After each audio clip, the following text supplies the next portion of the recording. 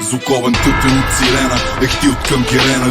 Къса атмосферата на сантиметри от терена. Стадиона гърми гори червена фанелка, а до него експлодира една стара панелка. Заряда във въздуха, плаши даже и ушен, и дърпа назад на шум барута на души. Всичко живо пее, пиратско знаме се вее, откъдето след обяд слънце душите огрее. Без битка ми шоци не, няма победа. И да, мразиме свинете шо, защото сме говеда.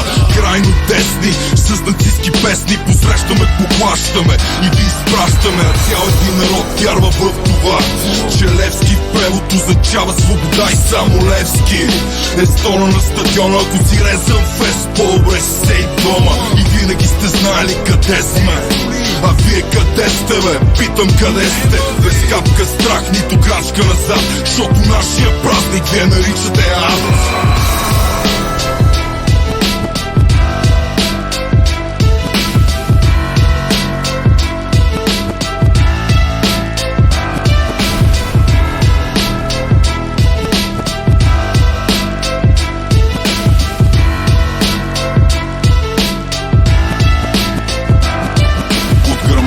Ехо през годините, през дебрите на Балкана Витоша настръхва и с надгробна почет за светините. Легендата насред витиня ни прекръства. Едно име, една идея, това е Левски.